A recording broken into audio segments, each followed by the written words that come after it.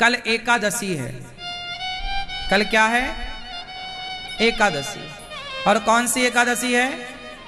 भीमसेनी एकादशी, जिसे निर्जला एकादशी भी कहते हैं। आप साल भर कोई एकादशी ना कर पाए तो कल वाली एकादशी कर लो, मतलब भीमसेनी एकादशी कर लेने से साल भर की एकादशी करने का फल प्राप्त हो जाता है। भीम भैया एकादशी नहीं करते थे, तो भीम भैया ने कहा क्या हम एकादशी नहीं करते तो क्या हम एकादशी का फल नहीं मिलेगा? भगवान ने कहा कैसे मिलेगा, आप तो करते ही नहीं, करिए किया करो। बोले कैसे करें, हमें भूख ज्यादा लगती है। तब भगवान ने कहा कोई बात नहीं, आपको भूख ज्यादा लगती है तो आप ये निर्जला एकादशी कर लो। ये जो जेठ माह के शुक्ल पक्ष की एकादशी है, ज्येष्ठ मास के शुक्ल पक्ष की जो एकादशी है, यह एकादशी कर लेने से आपको संपूर्ण एकादशी करने का फल प्राप्त हो जाता है। आप भी कल एकादशी रहिएगा। एकादशी कैसे शुरू करते हैं? सवेरे भगवान का पूजन करके, भगवान का दर्शन करके, भगवान का चरणामृत चरणोदक लेकर के आप एकादशी स्टार्ट कीजिएगा। चरणामृत लेकर के एकादशी स्टार्ट कीजिएगा और दिन भर हो सके तो आप निर्जला करिए, वरना जल ले सकते हैं। फल कुछ ना खाएं, कुछ ना लें, वो बहुत अच्छा है, नाम ही निर्जला है। पर यदि आप रेगुलर करते हैं, जो कभी नहीं करते कल ही करेंगे, वो तो निर्जला रहें, पर जो रेगुलर करते हैं वो निर्जला रह सकें तो रहें, वरना आप जल ले सकते हैं। आप तो रेगुलर करते हैं, इसलिए जल चाहे तो ले लें, वरना आपकी इच्छा। एकादशी में किया गया पुण्य कई गुना बढ़कर मिलता है। एकादशी क्यों आती है? ताकि आप इस एकादशी के दिन पूरा समय भगवान को दें, पूरा मन प्रभु के चरणों में लगाएं। एकादशी का अर्थ ही है कि ज्यादा से ज्यादा एकादश इंद्रियों से, मतलब 10 इंद्रियां, 5 ज्ञानेंद्रिय, 5 कर्मेंद्रिय, 1 मन सहित एकादश इंद्रियों से पूर्ण रूप से मनसा वाचा कर्मणा भगवान की सेवा में लीन होना ही एकादशी है। एकादशी के दिन क्या करें? ज्यादा से ज्यादा कीर्तन करो, ज्यादा से ज्यादा भगवान का ध्यान, भगवान की कथा सुनो। एकादशी के दिन पुण्य कार्य करना चाहिए। ध्रुव जी महाराज जब घर से चले, तपस्या करी, और तपस्या से जब भगवान प्रसन्न हुए तो भगवान ने ध्रुव जी को कहा पुत्र कुछ वरदान मांग लो। ध्रुव जी ने कहा प्रभु, माँ ने कहा कुछ मांगने का नहीं कहा, बस आपका दर्शन हो गया, आप क्या चाहिए? कुछ स्तुति करना चाहते थे ध्रुव जी, तो शंख का स्पर्श कराया, ध्रुव जी को ज्ञान हो गया। योऽन्तः प्रविश्य मम वाचमिमां प्रसुप्तां संजीवयत्यखिल शक्तिधरः स्वधाम्ना अन्यास्तहस्तचरणश्रवणत्वगादीन् प्राणान् नमो भगवते पुरुषाय तुभ्यम्। ध्रुव जी महाराज भगवान से कहते हैं प्रभु अंतःकरण प्रविश्य, मेरे अंतःकरण में प्रवेश कर जाइए। योऽन्तः प्रविश्य, अंतःकरण में प्रवेश कर जाइए, मेरी वाणी आपका गुणगान करती रहे। भगवान बोले ध्रुव, तुमने तपस्या करी है, राज्य की कामना से जाओ, तुमने मेरा तप किया है, मैं तुम्हें राजा बनाता हूं। भगवान ने ध्रुव जी को 36,000 वर्षों का राज्य दिया। उनके पिता उन्हें क्या देते? जो भगवान दे सकते हैं ना भक्तों, वो संसार का कोई आदमी नहीं दे सकता। इसलिए कर्म करो अच्छा और आश्रित रहो भगवान के। अच्छा, भगवान भी उनको देते हैं जो ऐसी विचारधारा के होते हैं। कैसी? एक विचार का मैं आपसे चर्चा कर लूं, ध्यान से सुनिएगा। एक बार भगवान श्री कृष्ण और अर्जुन जा रहे थे रथ पर सवार होकर, तभी एक भिखारी आता है और अर्जुन से बोला, हे अर्जुन, हम बड़े गरीब हैं, हमें कुछ सहयोग करो, कुछ रोटी की व्यवस्था करो, कुछ दान करो। अर्जुन ने कहा, अच्छा आप भीख मांगने आए, मेरे दरवाजे से कोई भिखारी खाली नहीं जाता, ये लो। सोने से भरी पोटरी, सोने से भरी थैली अर्जुन ने उस भिखारी को पकड़ाई, ये सोना ले जाओ। अब जब उसने, भिखारी ने इतना सारा सोना पाया, उसकी तो बुद्धि गदगद हो गई, उसकी पूरा नाचने लग गया, मैं तो धनवान बन गया, अब तो बंगला बनाऊंगा, ये करूंगा वो। तब तक चोर आते हैं और थैली लेकर के भाग जाते हैं, उसका सारा धन चोरी। अब वो भिखारी फिर जस का तस गरीब था, गरीब रह गया। अब क्या हुआ कि पुनः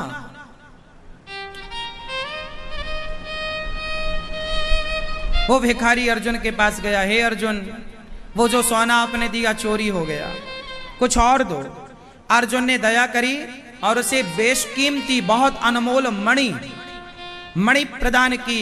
अब वो भिखारी मणि लेकर बड़ा प्रसन्न हुआ, मैं अब बंगला बनाऊंगा अपने लिए, ये वो करूंगा, सपना देखने लग गया। कि तभी उसे प्यास लगी और वो एक सरोवर में गया और जैसे ही पानी पीने झुका, उसकी मणि सरोवर में गिर गई। बहुत खोजा पर उसकी मणि उसे ना मिली। अब वो भिखारी तीसरी बार गया, अर्जुन मुझे कुछ धन दे दो, वो मणि भी गिर गई। अब अर्जुन बोले, तेरे भाग्य में गरीबी है, अब जाएगी नहीं, तू गरीब ही रहेगा। मैंने 2 बार तुझे बहुत कुछ दिया पर तेरे हाथ टिका नहीं तेरे पास। बहुत गरीब था वो आदमी।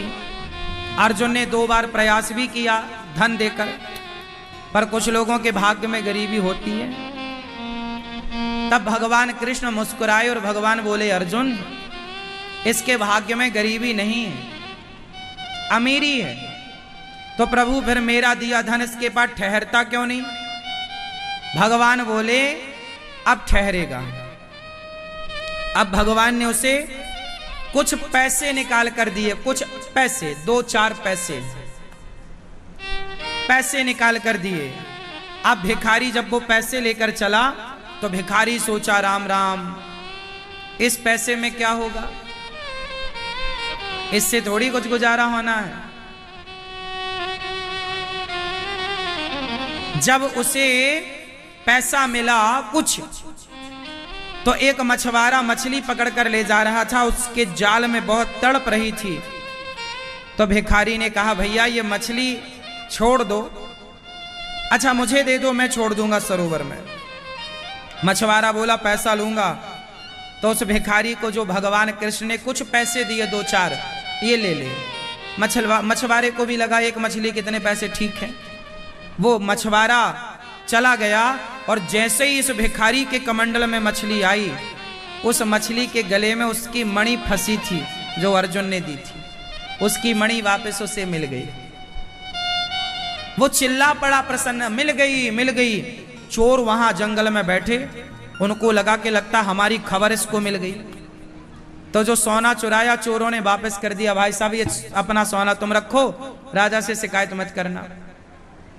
उस भिखारी का सारा खोया हुआ धन वापस आ गया। अब अर्जुन ने भगवान से पूछा कि प्रभु, उसका सारा धन खो चुका था, उसे कैसे मिल गया? तब भगवान कृष्ण बोले, अर्जुन जब उसे तुमने सोना दिया और मणि दी, तो उसने अपने बारे में सोचा कि मैं अपना घर बंगला बनाऊंगा, लेकिन जब मैंने उसे पैसा दिया तो उसने तड़पती हुई मछली के बारे में सोचा। और जो दूसरों के बारे में सोचता है, मैं उसे धन धान्य से भर देता हूं, उसका खोया हुआ धन उसे लौटा देता हूं, उसकी गरीबी सदा सदा के लिए मिटा देता हूं। जो दूसरों के लिए सोचता है, जब तुमने सोना दिया तो उसने अपने बारे में सोचा, इतना दो सोना, अब तो मैं बंगला बनाऊंगा, बड़ा आदमी हो जाऊंगा, अपने बारे में। पर जब उसे पैसे कुछ मिले तो किसके बारे में सोचा? तड़पती हुई मछली के बारे में, जो दूसरों के लिए सोचते हैं ना वो बड़े हैं। वो लोग परेशान नहीं है साहब जो दूसरों के बारे में सोचते हैं, परेशान वो हैं जो सिर्फ अपने बारे में सोचते हैं। इसलिए आपसे मैं प्रार्थना करूंगा, आप लोग अपना अपना भी दृष्टिकोण बदलिएगा, अपना अपना भी नजरिया बदलिएगा, और आप भी गौरी गोपाल आश्रम में रहने वाली वृद्ध माओं के बारे में सोचिएगा, और यहाँ चल रही अन्य क्षेत्र की रसोई की सेवा के बारे में सोचिएगा। जब आप भी इन बेसहारा माओं के बारे में सोचेंगे, तो भिखारी ने जब उस मछली के बारे में सोचा, उसे तड़पती हुई मछली का जब दुख दूर किया, तो भगवान ने उसका भी दुख दूर कर दिया। जब आप इन बेसहारा माओं का सहारा बनेंगे, गौरी गोपाल आश्रम में जितनी माताएं हैं, इनके अपने बेटा बेटियों ने, अपनों ने जब ठुकराया, तो ऐसी माएं गौरी गोपाल आश्रम में आई, और इन माओं का गौरी गोपाल आश्रम में पूरा ख्याल रखा जाता है। पूरी सेवा होती है वृद्ध माओं की, पूरा देख रेख होती है। आप लोगों ने भी आज, हमारी मैया जी ने आज माओं को वस्त्र बांटे, आज माओं को दान किया, बहुत कुछ आपने माओं को फल दिया, माओं को वस्त्र दिया, माओं को द्रव्य दिया, और आपने माओं की सेवा की। दुर्वासा जी का नाम तो सुना होगा, जो दूरवा खा के रहते थे, और दुर्वासा जी वो हैं जो किसी को भी श्राप दे देते थे, बड़े गुस्सैल साधु हैं। एक बार उन्होंने एक भक्त से पंगा ले लिया। भागवत जी में कथा है, एक भक्त थे, नाम था अम्बरीश। क्या नाम था? क्या नाम था? अम्बरीश। अम्बरीशो महाभागा सप्तद्वीपवती महिम। एक अम्बरीश नाम के भक्त थे। वो बेचारे इतने बड़े भक्त थे, सप्तद्वीपवती महिम, 7वां द्वीप के संपूर्ण विश्व के राजा थे अम्बरीश, लेकिन बहुत बड़े भक्त थे। अपने हाथ से गेहूं पीसते थे चक्की से, अपने हाथ से रोटी बनाते थे, अपने हाथ से भगवान को भोग लगाते थे, और भगवान के पूजा के बर्तन अपने हाथ से साफ करते थे। भगवान की ड्रेस, भगवान के वस्त्र अपने हाथ से बनाते थे, भगवान की माला अपने हाथ से बनाते थे, भगवान के लिए पुष्प खुद तोड़ कर लाते थे, जमीन में सोते थे। ऐसे श्रेष्ठ भक्त थे अम्बरीश जी। और वो एकादशी बहुत करते थे। एकादशी के दिन निराहार रहते थे, कोई जलपान नहीं। द्वादशी के दिन ब्राह्मणों को भोग लगाकर, ब्राह्मणों को भोजन पवाकर, और फिर वो पाते थे। एकादशी में बड़ी निष्ठा थी। एक दिन एक घटना घट गई। दुर्वासा जी आ गए। कब आए? द्वादशी के दिन। और द्वादशी का नियम होता है, एकादशी का नियम होता है कि द्वादशी को ही पारण कर लेना चाहिए। पारण मतलब कुछ खा लेना चाहिए, तब व्रत पूरा होता है। क्या पाना चाहिए? कभी जगन्नाथ जी जाया करो, तो जगन्नाथ जी में वहां सूखा चावल मिलता है प्रसाद में, गुलाबी कलर के कपड़े में लिपटा हुआ मिलता है वहां, 10 रुपए 20 रुपए में। वो जगन्नाथ जी का प्रसाद वहां के भक्त ना सुखा लेते हैं। भात होता है ना, भात चावल सुखा लेते हैं, फिर उसको 10 रुपए 20 रुपए में प्रसादी बिकता है, वो ले आया करो। और जब भी एकादशी आया करे तो जगन्नाथ जी का वही चावल के प्रसाद से द्वादशी को व्रत पूरा किया करो। द्वादशी को, एकादशी को चावल नहीं खाना चाहिए, पर द्वादशी को चावल जरूर खाना चाहिए। और कौन सा चावल? इस धरती में सबसे श्रेष्ठ चावल क्या हो सकता है? जगन्नाथ जी का भात सबसे उत्तम। जगन्नाथ के भात को जगत पसारे। आज भगवान जगन्नाथ जी का प्रसाद सबके घर में होना चाहिए।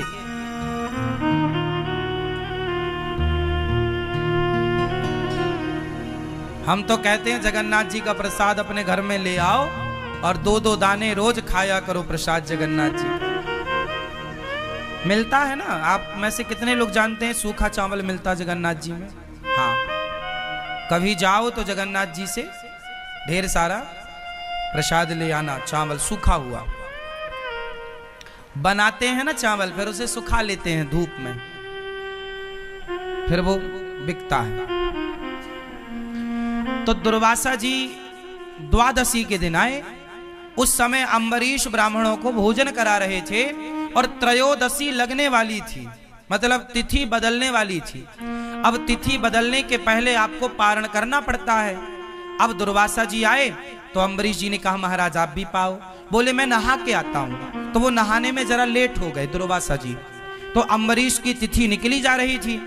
तो अब साधु भूखा पड़ा है घर में, तो कुछ खा तो सकते नहीं। तो उन्होंने भगवान का चरणामृत पीकर अपने व्रत को पारण कर लिया। व्रत का पारण किससे कर लिया? अम्बरीश जी ने चरणामृत पीकर। अब वो चरणामृत पी रहे थे कि सामने से दुर्वासा जी आ गए। अब दुर्वासा जी बड़े गुस्से आदमी, संत क्यों मुझे खिलाए बिना खा गया? जानता नहीं मैं कौन हूं? मैं तुझे, तू बड़ा भक्त बन रहा है, मैं आज तुझे दंडित करूंगा। तूने एक साधु का अपमान किया है, तू जानता नहीं मैं कौन हूं, तूने मुझे खिलाए बिना खा लिया। और दुर्वासा जी से सारा जग डरता था कि बहुत खतरनाक बाबा है। आज बाबा जी का पंगा पड़ गया अम्बरीश जी से। लेकिन अम्बरीश जी तो हाथ जोड़े खड़े हैं, हे महाराज यदि अपराध बना है तो मुझे दंड दीजिए।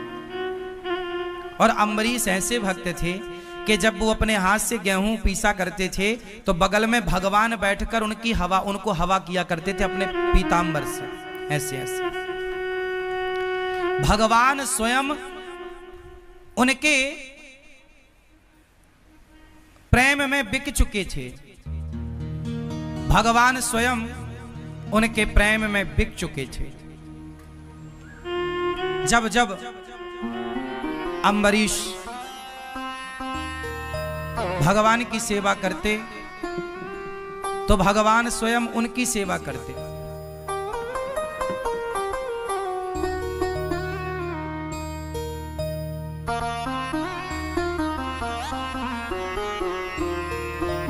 अम्बरीश उनकी सेवा करते और भगवान उनकी सेवा करते। अब भगवान ने अपना सुदर्शन नियुक्त कर दिया था। सुदर्शन नियुक्त कर दिया कि तुम पर कोई संकट आएगा तो मेरा सुदर्शन तैयार रहेगा। अब दुर्वासा जी को गुस्सा आई कि तुमने मुझे खिलाए बिना खा लिया, तो एक बाल उखाड़ा अपना दुर्वासा जी ने और पटक दिया। और जब पटका तो उस बाल को पटकने से एक राक्षसी पैदा हो गई, नाम था कृत्या। उस कृत्या ने अम्बरीश को नुकसान पहुंचाने के लिए, खाने के लिए दौड़ी। और जैसे ही दौड़ी तो भगवान का सुदर्शन चक्र नियुक्त था, जाकर कृत्या को भस्म कर दिया। और सुदर्शन साक्षात भगवान है, इसलिए भागवत जी में देखो आगे सबसे क्या रखा है, ये सुदर्शन। इसलिए हम कहते हैं कि अपने घर में द्वार के ऊपर भगवान सुदर्शन को लगाइए। ये देखो सुदर्शन चक्र, ये बीच में तिलक, ये बीच में शंख, ये सुदर्शन, ये भक्तों के परम रक्षक हैं। भक्तों को जो नुकसान पहुंचाता है सुदर्शन चक्र एक्टिव हो जाते हैं। अम्बरीश को नुकसान पहुंचाना चाहा, सुदर्शन भगवान एक्टिव हो गए, कृत्या को भस्म की। और दुर्वासा जी को मारने सुदर्शन भगवान दौड़े। अब छोड़ूंगा नहीं बाबा, बहुत बड़ा बाबा बनता है, मेरे भक्त को नुकसान पहुंचा रहा। अब दुर्वासा जी भागे, हे ब्रह्मा बचाओ, ब्रह्मा बचाओ। ब्रह्मा ने देखा कौन आया, दुर्वासा क्या हुआ? बोले ये सुदर्शन चक्र लगा है पीछे। ब्रह्मा जी बोले निकलो मेरे घर से, हमारी ठिकाना नहीं है सुदर्शन से, तो निकलो। शंकर जी के पास गए, हे प्रभु बचाओ। शंकर जी बोले बाहर जाओ, अभी कोई गुंजाइश नहीं है, जिनका चक्र है उनके पास जाओ। अब गए भगवान नारायण के, हे प्रभु पाहि माम पाहि माम, हे प्रभु क्षमा क्षमा। भगवान बोले क्या हुआ? महाराज हम तो आपके भक्त हैं, पता नहीं क्या अपराध हुआ, ये सुदर्शन हमें मारे डाल रहा, जलाए जा रहा है, गर्दन काट देगा। भगवान बोले कि आपने किसका अपराध किया है? सुदर्शन जी बोले, प्रभु इसने जो आपके आश्रित भक्त है अम्बरीश, उसे नुकसान पहुंचाना चाहा है बाबा जी ने, छोड़ूंगा नहीं। अब भगवान बोले, तो फिर मैं भी सेवा नहीं कर पाऊंगा आपकी इस बार। अब दुर्वासा जी घबराए कि जब भगवान नहीं बचा रहे हैं तो अब कौन बचाएगा। अब दुर्वासा जी घबराए, चरणों में गिर पड़े, प्रभु आप बताओ मैं क्या करूं। भगवान बोले, जिसका अपराध किया है उस भक्त से जाकर क्षमा मांगो, वो क्षमा कर देंगे तो ये चक्र शांत हो जाएगा। तब दुर्वासा जी दौड़े दौड़े अम्बरीश जी के, तब तक दुर्वासा जी के शरीर जलने लगा, मूंछों के बाल भी कुछ जल गए। दौड़े दौड़े अम्बरीश जी के चरणों में गए। अम्बरीश जी ने देखा, महाराज आप तो साधु हैं। अम्बरीश जी ने साष्टांग प्रणाम किया दुर्वासा जी को। दुर्वासा जी ने कहा, हे अम्बरीश हमें क्षमा करो, हमने भक्त का अपमान किया है, अपराध किया है। तब दुर्वासा जी के लिए अम्बरीश ने सुदर्शन भगवान से प्रार्थना की, हे सुदर्शन भगवान, यदि मैं भगवान का अनन्य भाव से चिंतन करता हूं, मैंने भगवान के सिवा अपने हृदय में किसी को स्थान ना दिया हो, मेरे अंदर यदि किसी के प्रति छल कपट ईर्ष्या द्वेष ना हो, तो हे सुदर्शन भगवान आप शांत हो जाइए। सुदर्शन भगवान शांत हो गए और दुर्वासा जी की रक्षा हुई। तब से दुर्वासा जी को समझ में आया कि भक्तों से पंगा लेने का नहीं, भगवान से पंगा लोगे चलेगा, पर भक्तों से जो आप लोग साधुओं का अपमान करते रहते हो ना, अरे वो बाबा जी तो पाखंडी हैं, अरे वो तो ऐसे हैं ना, सच्ची बताओ तुम कितना जानते हो? सुनी सुनाई बातें क्यों? और हमें क्या करना कि कोई कैसा है? भगवान है ना न्याय करने के लिए। रावण के साथ न्याय भगवान ने किया ना, उसे दंड मिला ना उसके किए का। द्रौपदी की साड़ी उतारी थी तो दुशासन ने, दंड मिला। ईश्वर के घर देर है, अंधेर नहीं है। तुम अपराधी मत बनो। इसलिए कबीरदास जी ने कहा है, ना काहू से दोस्ती, ना काहू से, ना तो हमें किसी की निंदा चुगली करना, ना तो हमें किसी की प्रशंसा करना। अच्छा कहना है तो भगवान को, और बुरा कहना है तो खुद को। हम बुरे हैं, बुरा जो देखन मैं चला। बुराई करनी है तो खुद की करो, बुराई देखनी है खुद की देखो, और अपने को बेहतर बनाओ, अपराध नहीं। और हमारे देश में 99% लोग यही करते हैं दिन भर, कि वो ऐसे हैं, वो वैसे, वो पाखंडी।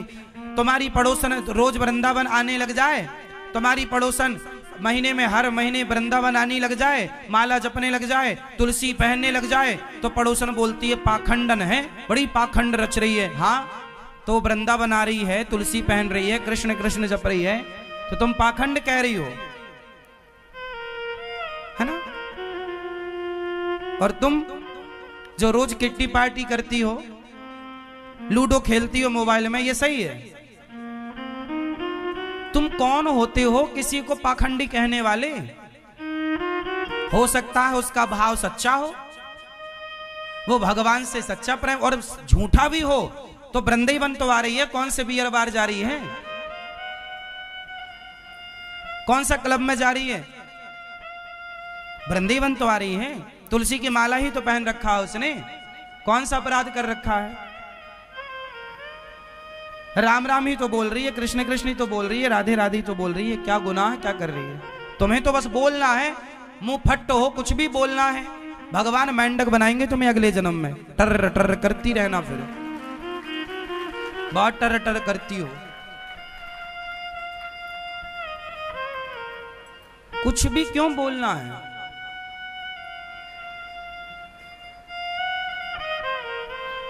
तुम शराबी को कभी ये नहीं कहते कि ये पाखंडी है, शराबी को कभी तुम शराबी नहीं कहते, शराबी की तुम बुराई नहीं करते, पर तुम्हारे पड़ोस में 4 लोग शराबी हैं और तुम्हारे पड़ोस की 4 स्त्रियां हैं, 4 लड़कियां हैं जो रोज रात को शराब पीने के लिए वहां जाती हैं क्लबों में। तो तुमने उनके लिए नहीं बोला कि ये पाखंड है, ये कहां तुम क्लबों में जाके शराब पी रही हो रात रात, पूरी रात नाचती है लड़की और लड़के, लोग उन्हें कुछ नहीं कहते, पर कोई एक भजन करने लग जाए तो सारा गांव सारा समाज उसे पाखंडी कहने लग जाता, तुम बड़े पाखंडी हो। अब बताओ भाई, जमाना कितना उल्टा हो गया है। जो खुलेआम गलत कर रहा है उस गलत को कोई गलत नहीं कह रहा है, पर कोई सही करे तो सही को लोग गलत कहते हैं। अब ये कलयुग ही नहीं तो क्या है, अंधे हो, धृतराष्ट्र हो, फिर तुम गांधारी हो, पट्टी बंधी है आंखों में जो तुम सही और गलत को पहचान नहीं पा रहे हो। कोई मांस ना खाए तो मांस खाने वाले लोग उस पर चढ़ाई कर देते, अरे तुम गलत हो, सारे लोग खा रहे हैं मांस, तुम क्यों नहीं खाती हो। यदि परिवार में सारे लोग मांसाहारी हैं और कोई लड़की मांस छोड़ दे, कोई लड़का मांस छोड़ दे, तो घर वाले टूट पड़ते, अरे तुम क्यों नहीं खा रही हो। मतलब भैया हम नहीं खा रहे हैं, गलत है ये किसी की हत्या करना। तो वो लोग क्या कहते, नहीं तुम गलत हो, जो खा रहे हैं वो अपने आप को सही साबित कर दे, नहीं जी तुम गलत हो। क्यों, वो क्यों सही कह रहे हैं, क्योंकि उनके खिलाफ कोई चला गया सही राह पर। वो क्या चाहते हैं कि हम गलत हैं तो तुम भी रहो। चोर चोर मौसेरे भाई, तुम सही क्यों चली गई। दिक्कत लोगों को गलत आदमी से नहीं है, गलत स्त्रियों से दिक्कत नहीं है, भले लोगों से समाज को दिक्कत है। ये बात सही है या गलत है।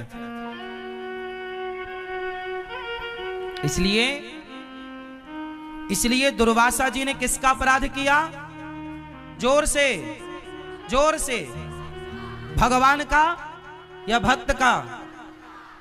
तो आप लोग भी, यदि कोई वृंदावन से जुड़ी स्त्री है, कोई वृंदावन से जुड़ा पुरुष है, और यदि वो वृंदावन के प्रति श्रद्धा रखता है, भगवान कृष्ण राधा रानी के प्रति श्रद्धा रखता है, और यदि आपने उसे पाखंडी कह दिया तो तुम्हारे सारे पुण्य उसके पास आ जाएंगे और उसके सारे पाप ट्रांसफर कर देंगे कि तू पाप भोग भैया।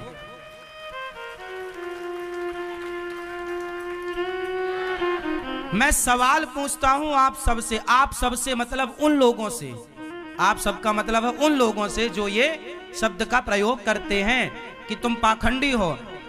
भाई क्या पाखंड है। कोई साधु संत बाल बढ़ा लेते हैं, कपड़ा पहन लेते हैं भगवा, तो लोग कहते पाखंडी बाबा है। अरे भाई भले पाखंड से ही सही वो राम राम तो जप रहा है।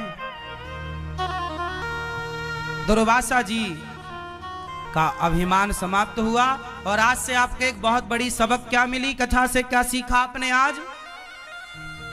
किस अपराध से बचेंगे, किस अपराध से बचेंगे, भक्त के अपराध से। एक पति पत्नी जा रहे थे,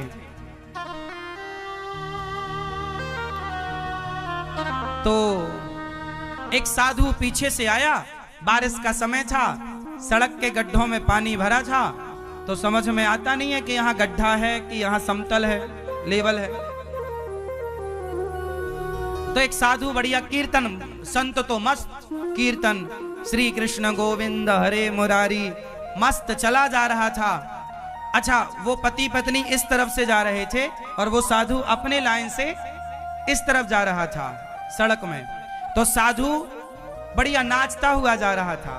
तो साधु जब उचका और उचक करके जब गिरा तो उसके पांव गड्ढे में चले गए, और जब गड्ढे में गए तो पानी भरा था, कीचड़ था, और जब पानी में गए तो पानी की कुछ छींटे बूंदें उचटी और जाके उसके पति पत्नी जो जा रहे थे, तो उस पति के सफेद कलर की शर्ट पहन रखी थी उसने, तो वो कुछ छींटे जा करके उसकी शर्ट में गिरे।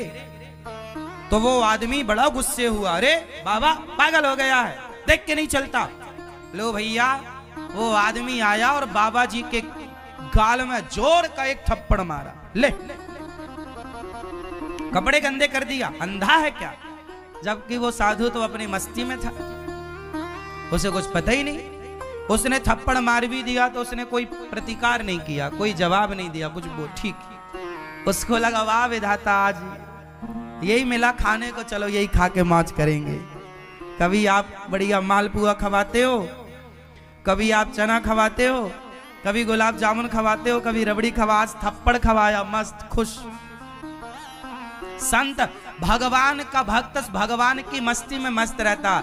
जैसे रखे राम जी रहना चाहिए, और सीताराम सीताराम। भगवान तेरे फूलों से भी प्यार, थप्पड़ दे रहे हो हम खुश हैं, रबड़ी दे रहे हो हम शिकायत नहीं करेंगे कि तुमने थप्पड़ पड़वा दिए, कोई बात नहीं, जो इच्छा। और आप लोग जरा भी ना आपके प्रतिकूल मिल जाए तो आप रोने लग जाते हैं, हे भगवान तुमने ऐसा क्यों किया। जो दे रहे हैं भगवान, अच्छा हमारे भगवान की इच्छा है, आज हम भूखे रहेंगे, ये भगवान की इच्छा है तो भूखे। आज खाना दे रहे हैं तो खाओ, आज ये पहना रहे हैं तो ये पहनो, कल वो पहना रहे हैं वो पहनो, महंगा पहना रहे हैं महंगा सस्ता, जो मिल रहा है सब भगवान की इच्छा मानो कि आज ईश्वर की इच्छा है। कोई आज आपको गाली दे रहा है, चलो कोई बात नहीं, भगवान की आज यही इच्छा, चलो सुन लेते, क्या घटेगा हमारा। संत जी बेचारे कुछ बोले नहीं, लेकिन भगवान तो भगवान है। भगवान गुस्सा हो गए, किसने मेरे भक्त को एक थप्पड़ मार दिया बताओ। अब वो जैसे ही घर गया, पति पत्नी घर गए, वो आदमी जैसे ही घर गया और अपनी सीढ़ी ऊपर चढ़ने लगा, सीढ़ी चढ़ते समय उसका पांव फिसला और ऊपर से सिर के बल नीचे गिरा, तुरंत उसकी मृत्यु हो गई। अब जब मृत्यु हुई तो अचानक किसी की मृत्यु हो जाए तो व्यक्ति तो दंग रह ही जाता है। सारे गांव के लोग, सारे लोग आ गए, उसकी पत्नी तो खूब रोई। तभी वो साधु फक्कड़ ना घूमता घूमता उसी के घर के सामने से गुजरा, तो उसने देखा कि यहाँ, अच्छा साधु को ये पता नहीं था कि ये उसी का घर है जिसने मुझे थप्पड़ मारा। तो साधु ने देखा कि आज यहाँ बहुत भीड़ है, तो साधु को लगा क्यों भाई भंडारा है क्या, कुछ खाने को मिलेगा। लोगों ने कहा मर गया है कोई, चलो यहां से। बाबा जी तुरंत दूर जाके बैठ गए। उसकी पत्नी रो रही थी, तो इस दृश्य को किसी ने देखा था, तो वो समझ गया कि साधु किसने मारा है, इसलिए ये मर गया। तो उसने उसकी पत्नी से जाकर बोला, सुनो, जिस साधु को तुम्हारी पति ने थप्पड़ मारा था, शायद भगवान रुष्ट हो गए हैं, वही साधु बाहर बैठा है, तुम जाओ साधु के पांव पकड़ लो। वो पत्नी दौड़ी दौड़ी गई, चरणों में गिर पड़ी, महाराज क्षमा करो, मेरे पति से अपराध हो गया, क्षमा कीजिए। साधु बोला, देवी कौन सा अपराध, आपको थप्पड़ मारा था ना अभी थोड़ी देर पहले गाल में, ये मेरे पति वही है, मृत्यु हो गई। संत ने कहा, मेरा कोई रोल नहीं है, तेरे यार ने मुझे मारा तो मेरे यार ने भी इसे मार दिया, हिसाब बराबर।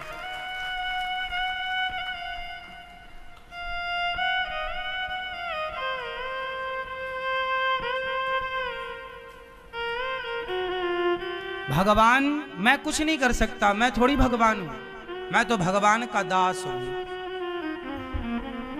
ये ईश्वर का विधान है। उसने थप्पड़ मारा तो मैं दुखी नहीं हुआ, और ये मर गया उसका दंड पाकर तो मैं खुश नहीं हूं। ये ईश्वर का विधान है। इसमें मेरा, आप बताओ, इसमें उस साधु का कोई हाथ था? साधु का हाथ था? नहीं ना। इसका मतलब न्याय करने वाले कौन है? इसलिए जो हो रहा है वो हमारी और आपकी मर्जी नहीं, भगवान की मर्जी है।